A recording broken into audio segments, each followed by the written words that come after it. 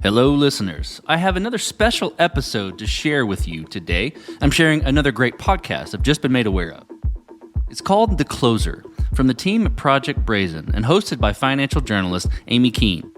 The show focuses on pulling out the high-octane emotion and exponential stakes that underscore today's biggest acquisition or investment headlines. In the episode I'm sharing today, the host takes you inside the final days of Toys R Us with Lauren Hirsch, the reporter who first revealed the iconic company's impending bankruptcy. You can expect to hear juicy tidbits around what drove the company out of business. Check out The Closer and subscribe today on your favorite podcast catcher. And thanks again for listening.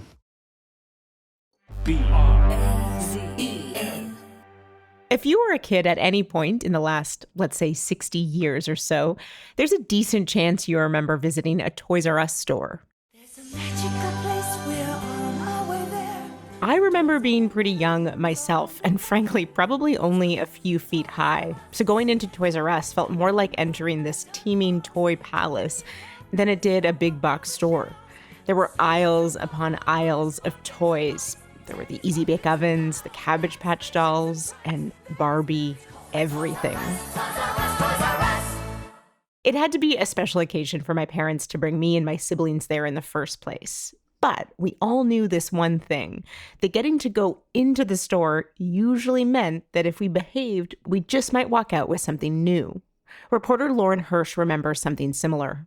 And I remember my mom at the end of the trip to the store saying, "I'm so proud of you. You didn't ask for one toy." Because I was always a very well-behaved kid. So I just was kind of, kind of waiting for my mom to decide which toy she would give me. But what I honestly remember the most are the ads.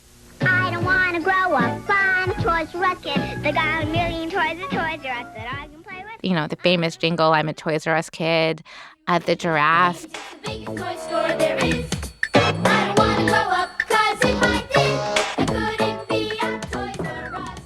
It wasn't even kind of a question as to whether or not it would ever be around. It was such a permanent part of our existence and, just iconic in terms of its place and in our assumption it would always be there. Until it wasn't. The end of an era. One of the most recognizable names in American retail is closing its doors today. John Schumo has more on the end of Toys R Us. I tell you, I'll always remember Toys R Us as the store where my children had a complete and total meltdown every time we went there. I guess people don't enjoy that anymore. A disappointing end to what was once the world's biggest toy store. When Toys R Us closed its doors in the U.S. for good in 2018, it was an emotional day for parents and for kids. The toy store had beat out all the others for decades, and now it was bankrupt. Along with its store closures went the chance to experience part of the magic of being a kid. And it all happened fast. There was no plan. It was just like chaos, and it just tumbled into bankruptcy. So what took down Toys R Us? As a reporter, you want to have an impact, of course, but it was a little bit, everyone's blaming me for killing Toys R Us. That story begins much earlier, and it involves one of the most notable leverage buyouts in retail history. So that was an odd experience, I would say. We'll be right back with the story. Welcome back to The Closer. My guest this episode is journalist Lauren Hirsch. I'm a business reporter at the New York Times, and while Toys R Us was going bankrupt, I covered this story at CNBC. The story of Toys R Us begins all the way back at the end of the Second World War with one man. So Charles Lazarus is known as, one of the country's, maybe the world's greatest merchants. And he knew how to appeal to his ideal customers. Over the years, I have tried to teach children to say, I need it rather than I want it. Nobody really has to buy the product. So it's kind of a happy consumer. Lazarus's first foray into retail started in 1948 in Washington, D.C. A lot of his friends were having children. It was the post-war baby boom. And he decided to open up a crib and baby furniture store. But he quickly moved on from baby gear. This was stuff parents usually only bought once. And he got into the toy business. He knew that children tire of their toys and their stuffed animals really quickly. So if you build a store devoted to toys, you're going to get kids, and obviously therefore parents, coming in frequently to constantly replenish their supplies. So he created Toys R Us. He infamously, the R in Toys R Us, it's backwards. And that's because he wanted to mimic what it would look like if a child was writing Toys R Us, that kind of childhood lore, which he understood. And the people who sold products into Toys R Us, they just loved him. I'm imagining an almost Walt Disney-like ability to tap into like everybody's inner child. It's a total Walt Disney thing, and right. Listen, like Walt Disney also was very, very rich. It was a wonderful combination of understanding what children want, and yes, and understanding how to monetizing it. And he was both a great businessman with a very keen sense of the kind of store that he needed to create to feed the children. A big part of this success came not only from understanding his customers, but also from fostering strong ties with the toy makers. Toys R Us, kind of the most special thing about it was its relationship with the toy companies. And so what he was able to do was he got exclusives. He got toy companies to promise they would only sell certain products in its stores. And that kind of made it such that if you wanted a certain toy, you had to go to Toys R Us. So he took these really big box stores, these large chunks of real estate, and grew them across the country. And so all of a sudden, Toys R Us became this omnipresent experience throughout the country. And if you wanted a toy, you knew the first place that you had to go was Toys R Us. Lazarus steered the company through a decades-long expansion at home and abroad. It was operating in 35 countries at its peak. He launched a sister brand, Babies R Us, took the company public, and by the early 90s, he created a proper toy empire that beat out just about any other toy retailer. It was the category killer. By 1994, though, Lazarus was in his 70s and ready to retire. He stayed on the board as chairman for 4 more years, and his successor was picked. There was no immediate CEO that followed him that had the same kind of relationships, the same kind of, understanding of the business. The business had been Lazarus's imagination brought to life. Even an experienced CEO couldn't quite replicate that. The industry all of a sudden started to really change. Obviously, the first thing we think of is e-commerce. You had the dot-com boom. The dot-com boom put a lot of pressure on stores like Toys R Us to adapt their in-store offerings for an online crowd. So in response, in 2000, Toys R Us signed a first-of-its-kind deal with Amazon to sell toys online. But the relationship quickly dissolved over a difference of opinion on just how exclusive the arrangement was, and it ended in a lengthy and expensive legal battle. So not only did that deal go awry, it also became a huge distraction for the company. It was a distraction from another equally big threat that had been growing since the mid-90s, the rise of big box stores like Walmart and Target. Their big strength was their ability to sell products on the cheap. And so all of a sudden, they were able to fight Toys R Us on the price of its toys. Yeah, Lauren, I'm imagining, Saturday morning, a parent's got errands to run. They've promised a little whomever that he or she could pick out a toy. But that parent could also pick up toilet paper, maybe some groceries, if they did it all at Walmart. So what Walmart was super smart on is it knew that if it could use a toy to get you into its store, it could get you to shop for a million other things. And what Toys R Us was supposed to do in response to that learning from Walmart was make its store a place where you still had to go because it's this wonderful, magical experience. But the problem was Toys R Us had gotten so big and so powerful, and it really hadn't needed to invest in its stores in that way to become so big and powerful that it didn't really realize times had changed.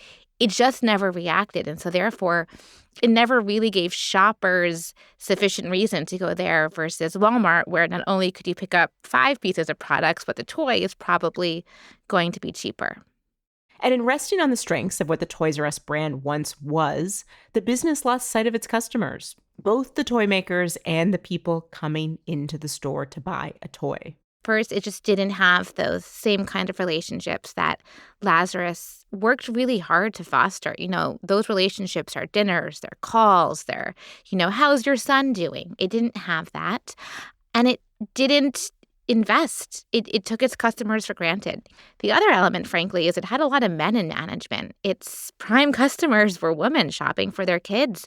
And I would speak to former employees who would say, they kind of didn't get it. All of this added up to years of grim earnings. And by the early 2000s, investors on Wall Street were souring on the company. Its stock had dropped. Investors were worried about its competition that it was seeing from the big box stores. They weren't convinced that it really had kind of a strong future ahead. And it was, frankly, flailing. It had lost its way. It was still this iconic store. It was still omnipresent, but it wasn't as, almost seductive as it had once been. And that became a real challenge for the store. A challenge for Toys R Us, but it was an opportunity for a trio of investors. In 2005, 3 firms, KKR, Bain Capital, and the real estate investment trust company Vornado, put together $6.6 billion to take the toy company private. There was almost kind of a ritualistic game plan that private equity firms did when it came to retailers. One was, back in those days, the only way a retailer can grow is buy more stores. So you buy a company with a great brand and you say, great, a really easy way to grow sales is to simply build more stores. So that's plan number 1. Plan number 2 is there's real estate, and real estate can be very valuable. At the time, the real estate industry was very different. Malls were considered to be a valuable place for real estate because people still went to malls. So the 2 private equity firms and Vornado, they wanted to grow the sales, monetize the real estate, and yes, do what every private equity firm does, which is slash costs all that it can, and then reap the rewards on the other side. Another feature of these deals? Debt. Often lots of debt. Private equity investors will finance the takeover by raising debt secured by the assets of the company they're buying. But instead of assuming that debt themselves, the target company will hold that liability. The idea is that as you turn around the struggling company, the company pays down the debt, and then you, the investor, reap the upside when you either sell the company or take it public. The downside, though, is that the cost of servicing that debt is often an expensive burden for the company trying to right itself. And in the case of Toys R Us, KKR, Bain, and Vornado added about $5 billion in debt to the company through this takeover. So instead of investing in e-commerce or improving the in-store experience, Toys R Us now had to pay down this debt. I actually spoke to someone who quit shortly after the deal was signed because he was like, there's just no way a company is going to be able to survive this much debt on this profitability. This debt became effectively an albatross on the company. It couldn't make any of the investments that it needed to do to respond to the big box retailers like Walmart. It couldn't respond to Amazon. Right, and that was because any available cash that the company did have, most of that available cash was going to servicing that debt, which I think at one point was a cost of about $400 million a year. Yeah, and the problem is it becomes this, you're just circling the drain, right? You're just trying to survive enough to pay the debt. You don't have any capacity to think about what it means, what it means to actually grow. Meanwhile, the kids the business depended on, the kids Charles Lazarus had convinced needed toys, they were also changing. So there was this really fascinating dynamic where effectively kids became older, younger. That sounds odd, but what that means is kids grew out of toys faster. There were video games, there were other things to do. And so that frankly disrupted the business model itself. Your core customer is aging out much faster. It was an existential moment for the business. How does it respond to this generation of kids? How does it better serve their parents or the people shopping for them online? And how does it do all of this while paying down hundreds of millions of dollars of debt each year? The next move was for the investors to try to put the company back on the public market. They were going to go public in 2010. It didn't look like they were going to get the valuation that they needed or wanted. The market was a tough time for IPOs. And then it kind of infamously just floated out there. They never really officially said what the plan was going to be after it didn't go public. The private equity firms didn't really talk about it a lot publicly. It was just kind of there. And it was so big. And ultimately what they did do was they wrote it down to zero. Basically, Toys R Us kind of withered under their ownership because they knew they weren't going to make money off of it. They knew they weren't going to be able to take it public. There was no one to sell it to, so it just faded out of sight while its value deteriorated. Toys R Us was a write-off for the firms, but it was still a company. It had real operations, real debt to be paid. So fast forward a few years.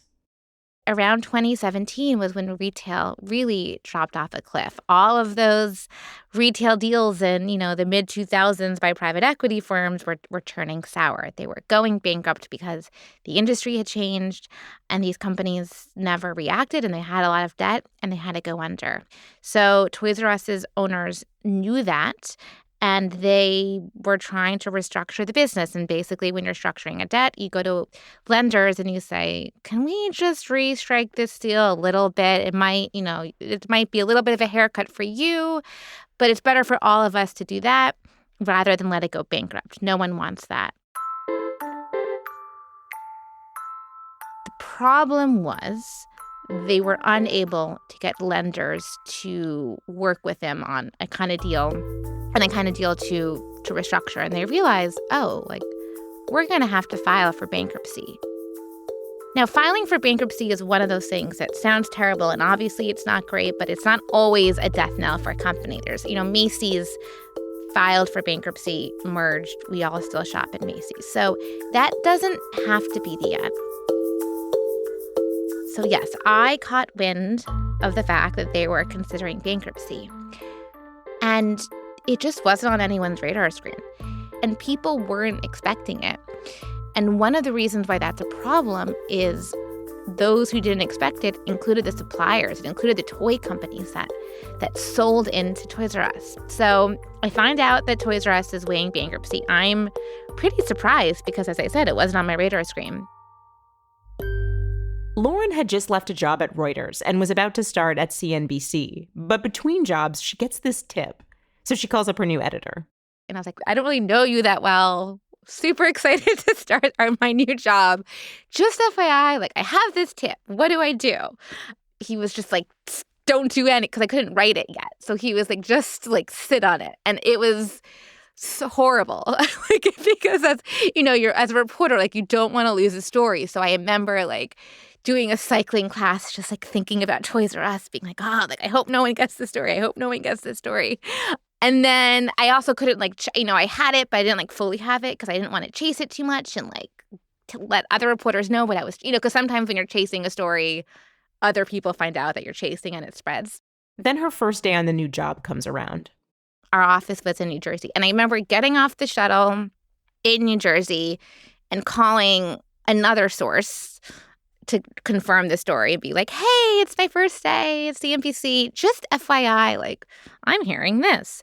I also pre-wrote the story. I bought a new computer. I think I needed a new computer anyway. I didn't just buy it for this story. But I had the story ready to go in my week in between jobs. Anyway, yeah, so you're an editor's dream, Lauren.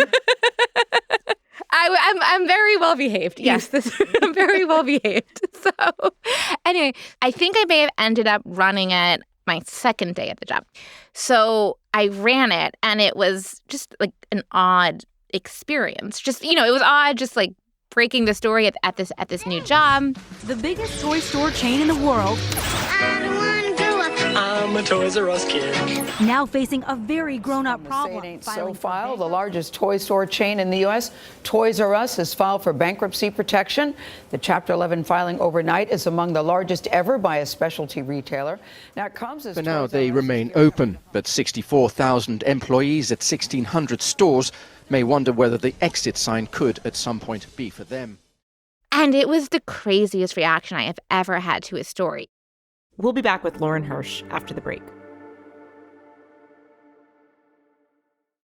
In 2017, Lauren Hirsch was taking a bit of time off between reporting jobs when she got a tip. Toys R Us was thinking about filing for bankruptcy. The story was hers to break, and it would happen on her first day on the job in the CNBC newsroom. Usually when you write about one company acquiring another company, a stock might move.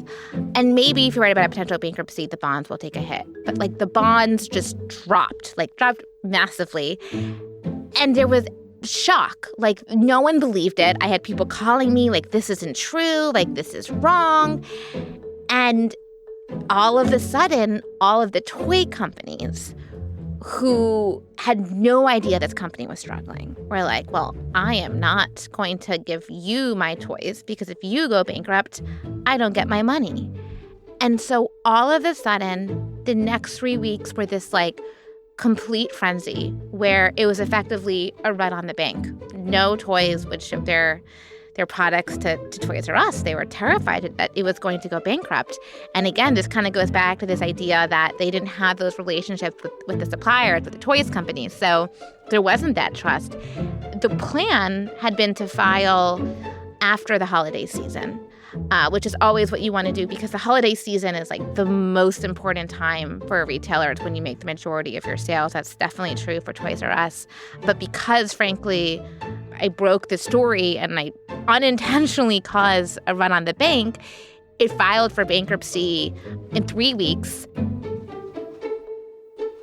So, usually when you file for bankruptcy, you want to have a plan to emerge. You kind of work with your creditors like, all right, like we're going to go into bankruptcy and we're going to do A, B, and C, and this is how we'll get out of bankruptcy. Like there was no plan. It was just like chaos and it just like tumbled into bankruptcy. As a reporter, you want to have an impact, of course, but it was a little bit, everyone's like blaming me for killing Toys R Us. So that was an odd experience, I would say. Can we just stay for a minute on how you felt at the time?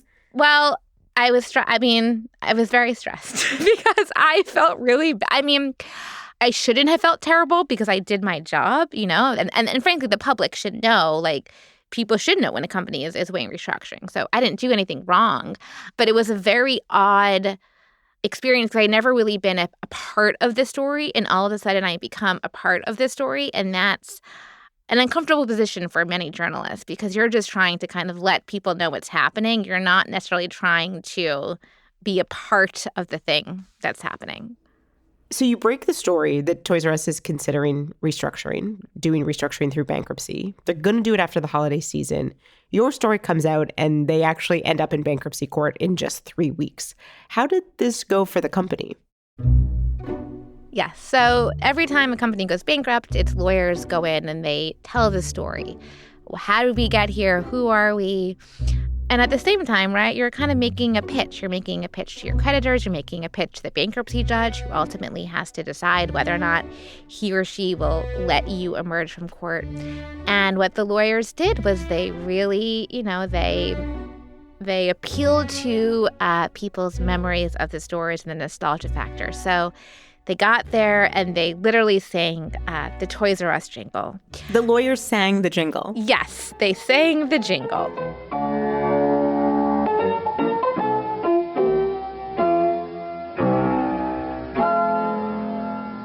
It was working with Kirkland Ellis, who is, one of the top, if not the top, bankruptcy law firms. So they're an excellent law firm, but I think some people were just a little bit concerned. A jingle isn't going to get you out of this problem. And honestly, I think that even its approach to that first day of, it's fine, we're Toys R Us, like, let's sing you the song. It wasn't enough. Like, that was kind of like the story of Toys R Us. Like, that's how it got into that place. Like, no, it wasn't fine. Like, they had too much debt. They couldn't pay it. Like, they were in bankruptcy court. So outside of appealing to everyone's nostalgia for the Toys R Us brand, what was the company's strategy? What was the plan? The plan almost in every retail bankruptcy is emerge leaner. So you close the stores that are unprofitable. You hopefully get rid of the debt. Maybe you sell off certain divisions that aren't making money. But to do any of that, Toys R Us needed the support of its creditors. So it needed to have an amazing holiday season. It was the most important holiday season of its life because it needed to keep its creditors at bay. Come out on the other side just a little bit leaner, or maybe a lot of it leaner, but stronger. So that was the plan. What actually happened after that holiday season? Upon reflection, it was actually pretty obvious, I think, to a lot of people what was going to happen, which was Target, Walmart, they had been vying for Toys R Us's business for a while. Toys may not make a ton of money, but they're a huge tool to bring people into your stores. So what they did was they just slashed their prices. They made toys as cheap as possible. And, I'm sure no Walmart, Target would ever say this explicitly. But what it appeared to be was, let's put a nail in this coffin. This thing is on the floor. Let's just give it one more kick and see what happens. And it was very hard for them to compete with those prices. It was a struggling retailer that had never invested in itself. So it was the most important holiday season of its life. And it ultimately ended up being its last holiday season of its life. The company calculated it would run out of cash just a few months later. It was just exceptionally grim. At what point did the company realize it wasn't likely to come out of bankruptcy, that it would have to close for good? They, like anyone, wanted to come out of this the other side, but they had creditors who basically believed this company was worth more dead than alive. And bankruptcy can be a powerful tool to get rid of debt, to get rid of real estate. But it's also a very vulnerable position because you're now negotiating with creditors who, like it or not, it's capitalism. They're in there to make money. They're not in there because they care about the future of Toys R Us. And the creditors thought, kill it, sell it for pieces. And they realized, all right, we have to liquidate. Like, this thing is never going to come out of bankruptcy court. The company announced plans to liquidate in March of 2018, and by June, it had closed its U.S. stores. How did the staff react? It was an incredibly stressful time for employees, as one can imagine. You don't know what the next day is going to bring. The idea of working for a bankrupt company is really hard. I remember talking to a source close with Toys R Us saying, there's a lot of frustration with you. Like, the creditors are mad because they feel like you're not giving them updated information. The employees feel like you're not being straight with them. And my source was like, well, sure, but we have no idea what's going on. And, I talk a lot about how Toys R Us had kind of lost the thing that made it special. And that is true. But there were a number of employees and a number that I spoke to that still really loved Toys R Us. And when it ultimately went bankrupt and when it ultimately liquidated, they were devastated. Of course, it's upsetting to lose your job, but there was also an emotional pain. There was literally a Facebook page, the Dead Giraffe Society, where employees kind of, had their memories. I was invited and then disinvited, and I understand why. The day Toys R Us, the day that Toys R Us finally closed its door, one of the employees was like, "Come, we're sharing our Toys R Us memories." And then she was like, "Well, maybe they won't want to see you." I was like, "I understand."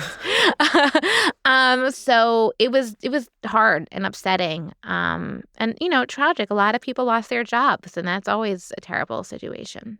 Of all the deals that you cover, looking back on this one, why is it one of your favorites? As a reporter, you can sometimes operate a little bit in a bubble where you're talking to sources and you're excited about your story, but you don't know how much the broader world really values it or is paying attention. And everyone was paying attention to Toys R Us. Everyone loves Toys R Us. Everyone had a Toys R Us memory. Everyone was sad that it went away. And obviously, it's sad that it went away. So I don't celebrate that. But covering and being part of a story that touched so many lives, and it honestly did, was a very special experience because you realize covering bankruptcy and covering M&A, a lot of it's just covering money moving. And you realize kind of the human impact of all of it. And that was a really just gratifying experience for me. Mm-hmm. The brand itself, or the company, has, at least as I've been able to see, has tried to make a few different comebacks. What is the Toys R Us business that exists today? To be quite literal about it, does it have employees? Who is in charge? What is Toys R Us today? They've sold the brand. I think they sold it to the creditors, actually, and I believe it may have changed hands one more time after that. It's nothing. I hate to say that. It's something, and they'll have a pop-up in Macy's, but it's not it will never be what it was. I mean, I still get emails like, Toys R Us is coming back. And I think, yes, there are people who own the Toys R Us brand who are trying to monetize it. But unfortunately, I don't think Toys R Us, as we knew it as children, is ever coming back in that same form. Lauren, what happened with Toys R Us is perhaps one of the better known examples of a big trend in retail and private equity from the past couple decades. Can you place the Toys R Us story in context for us? I felt like there were 2 years in which I felt like every day was just, covering another retailer that had been acquired by a private equity firm and went bankrupt, whether that's Neiman Marcus, J.Crew, Payless, Toys R Us. And they're all different shades, but it's all really the same story where a private equity firm saw a company, maybe it was publicly traded, trading on the cheap. They, saw gold. And then everyone realized, oh, no, like this isn't working. Like, what do we do? Retail has changed, and now we own these retailers. Many private equity firms refuse to acquire a retailer now. They're too scarred by that experience. The lesson, frankly, of, the run of leveraged buyouts onto these companies is be careful, understand your business, understand the risks, understand that, this is only going to work if everything stays the same. And that rarely happens. You mentioned that a lot of people blamed you and your story for supposedly killing Toys R Us, but I wonder if you have a view on who or what actually did. Was it private equity ownership or no longer having a figure like Charles Lazarus at the helm? Was it some other company or even macroeconomic force? I think Walmart. I mean, everyone talks about Amazon and e-commerce, and yes, but I think it's became really hard for specialty retailers to compete against people like Walmart who could compete on price. And I'm not saying that makes Walmart evil. I think it changed the retail landscape. Of course, that's simplistic. There were other factors, the people. I think the loss of trust that they had from their suppliers was a really big problem. And if toy companies could have continued to ship to Toys R Us, that would have made a difference. But those things became so important because Walmart, and big box retail disrupted the landscape. So I do think that sometimes people focus a little too much in Amazon and they forget the original disruptor, which was Walmart. And just to close, what happened to Charles Lazarus? Well, the craziest thing about all of this is Lazarus, shortly after Toys R Us liquidated, died. He was an old man at that point. But you talk about kind of the tragedy that this story seems to have. And, it's a leveraged buyout gone bad. That doesn't sound inherently tragic, but it was just very sad. And it felt very poetic. Felt a little bit like there's something going on in the universe right now.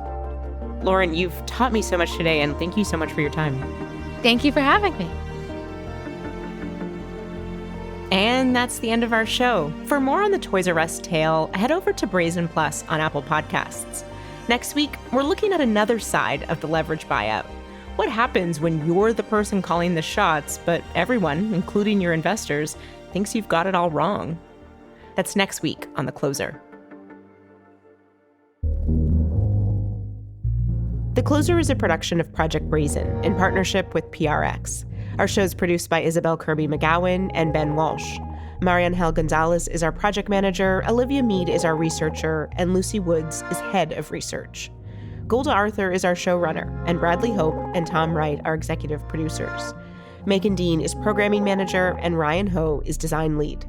Our marketing consultant is Maggie Taylor, and Noor Abdel Latif is our podcast strategist. I'm Aimee Keane. Thanks for listening.